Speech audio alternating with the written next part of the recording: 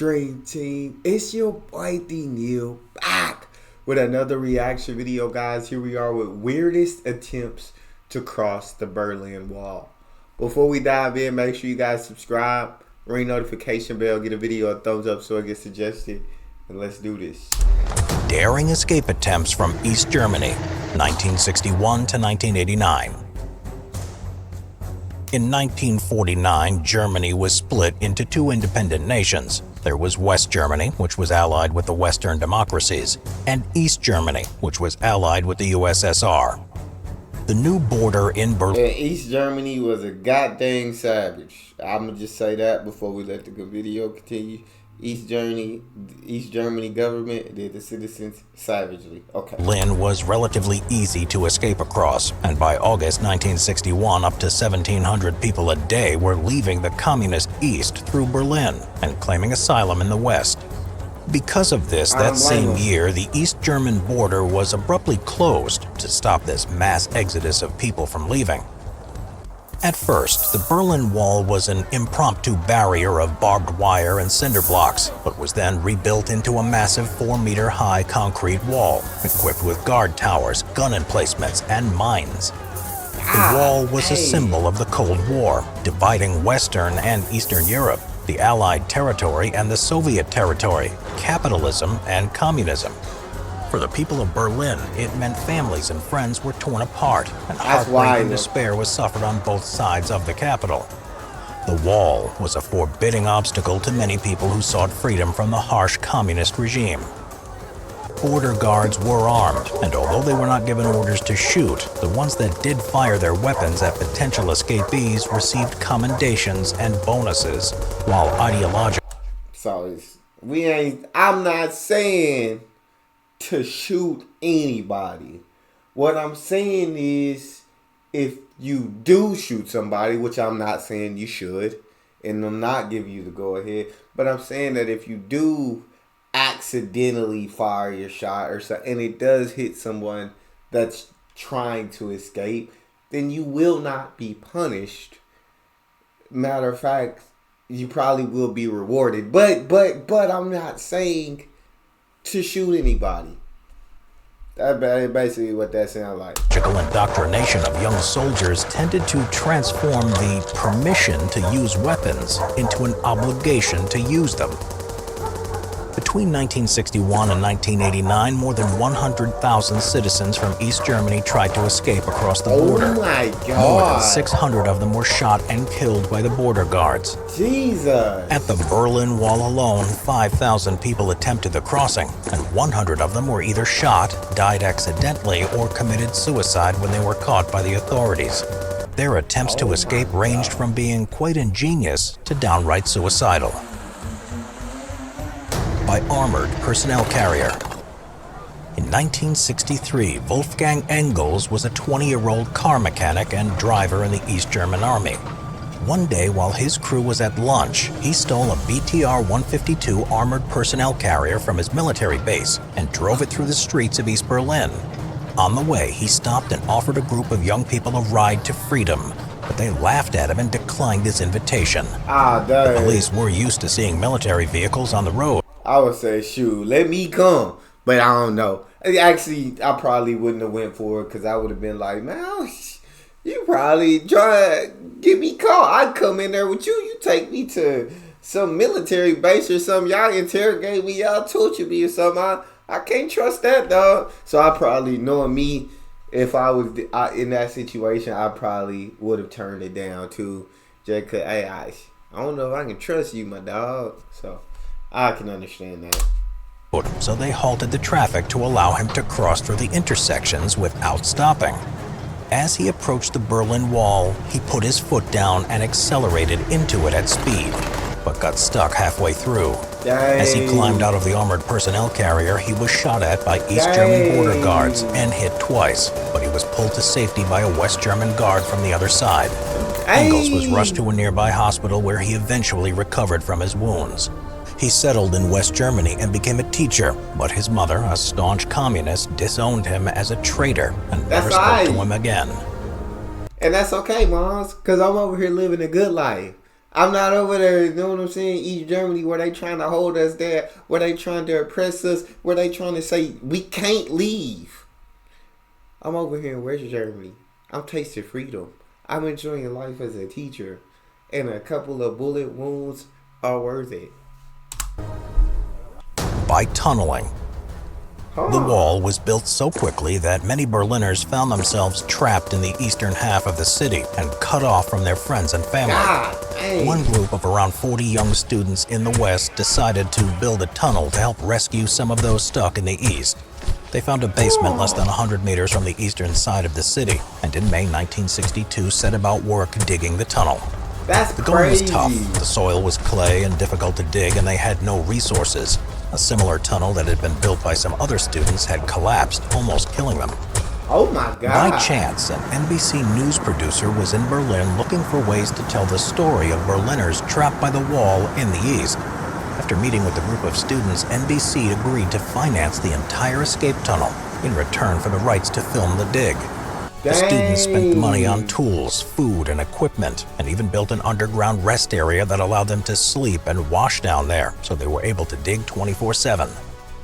1 in 6 East Germans worked for the secret police, so the chance of imprisonment or even death if betrayed was high.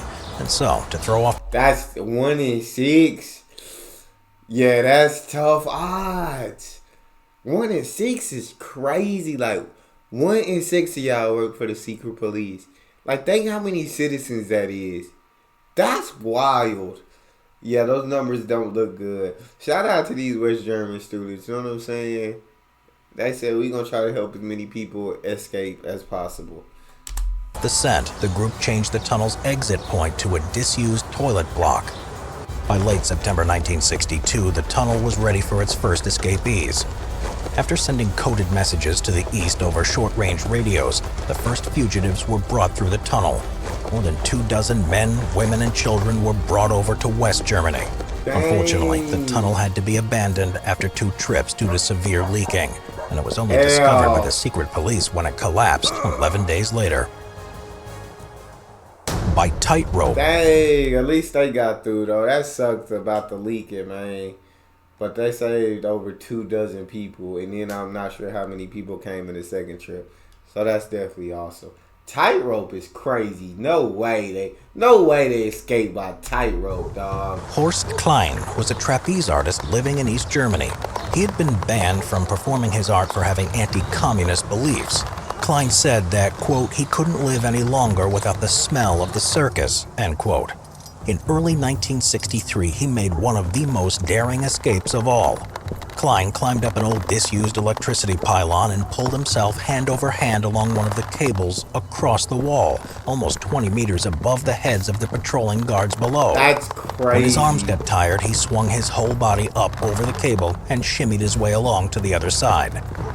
Klein's descent wasn't particularly graceful, though. He fell off the cable and crashed to the ground, breaking both his arms. But he had landed on the other side of the wall and was now free to perform again. By Zipwire. That's legit insane, dog. Shout out my guy. None of them guards ever thought to look up. He must have been quiet as can be, bro. Shout out my guy. Breaking both your arms. Jesus, what a sacrifice, but F it.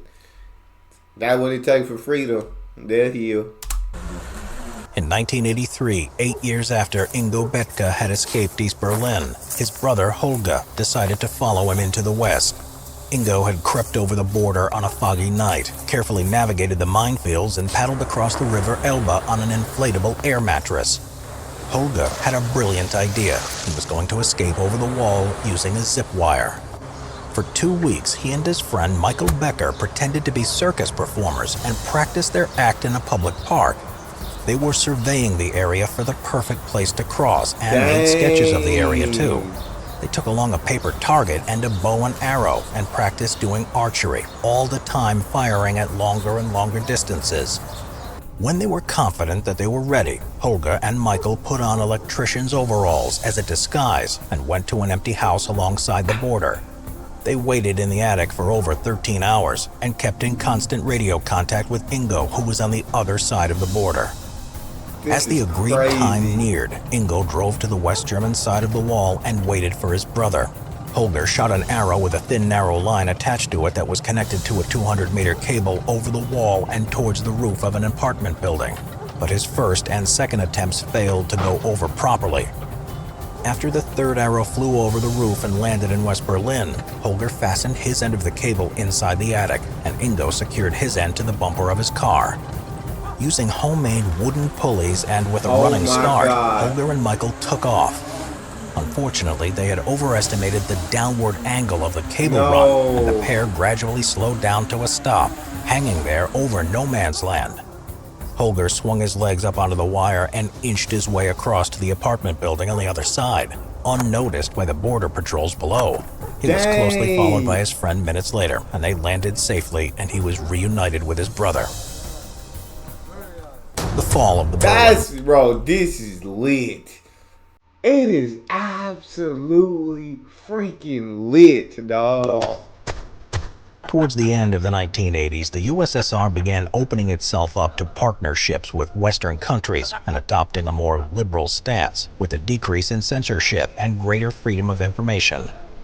In 1989, a series of public demonstrations in nearby Eastern Bloc nations set off a chain reaction in East Germany.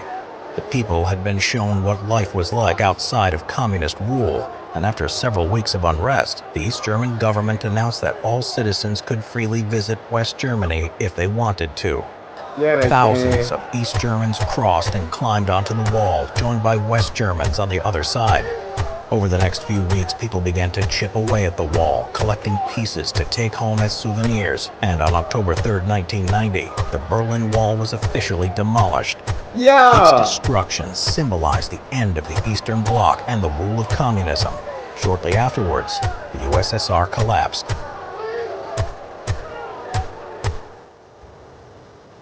Dang.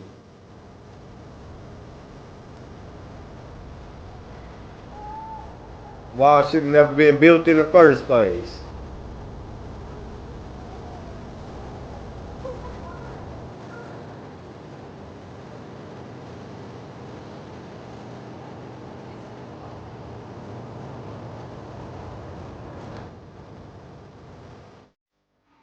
Dang, that was lit, bro. Those freaking escape plans were crazy. Were absolutely crazy. I love them though. I love them. That's all we got. Make sure y'all subscribe, ring notification bell, get the video a thumbs up. It's your boy D Neal out.